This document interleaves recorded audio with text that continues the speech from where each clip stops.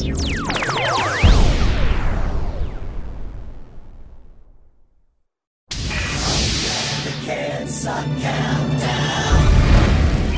2007, America. Do you know where your civil rights are? If I were you, I'd check inside Alberto Gonzalez's large intestine. Or perhaps up Karl Rove's ass. Of course, most Americans would rather worry about Larry Burkett's love life than about whether or not their phone's being illegally wiretapped by their own president. Bring 'em on. And on that freedom-loving note, let's pull down our pants and whip out this week's American Suck Countdown. Number 10. Making me want to throw someone off a rooftop at number 10, The Untouchables prequel, starring Nicolas Cage as a younger De Niro in a movie that is sure to make the Phantom Menace look downright necessary and valuable. Awesome. Nick, the next time you go for your hair transplant, see if they can't also add a little frontal lobe while they're at it. Number 9. Making me hate the Arctic at number 9, the new animated penguin movie, Surf's Up. Hollywood, I like the little endangered critters just as much as the next guy, but you really, really need to stop making kiddie movies about them. Number 8. Needing to get slapped by the OED at number 8, people who use the word braggers. Seriously, that word is like the nail on the chalkboard of all slang. Don't believe me? Listen to this. Braggers, braggers, braggers. Okay, you believe me now? Number 7.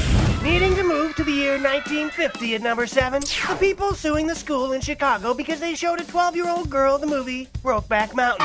Hey, Repressy McTightAss, have you heard of something called teenage rebellion?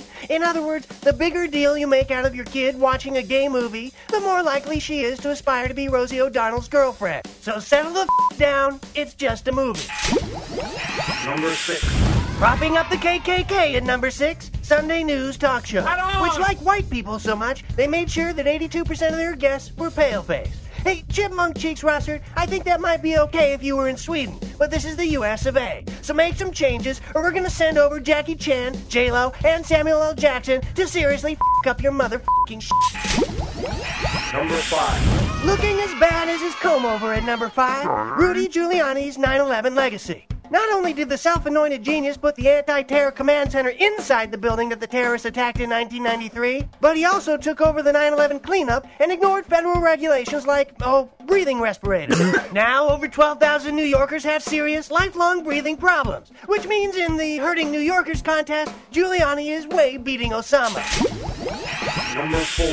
As nocturnal as Voldemort at number 4, Candy Spelling, who's written an open letter to Paris Hilton to set the jailbird heiress straight. That's hot. You know, Candy, if that letter weren't coming from a pampered billionaire plastic surgery addict who likes to fight with her daughter over who gets more of Aaron Spelling's money, your words might actually mean something. Number 3. Just enjoy it at number 3. People who want to stop Lindsay Lohan's self-destructive behavior.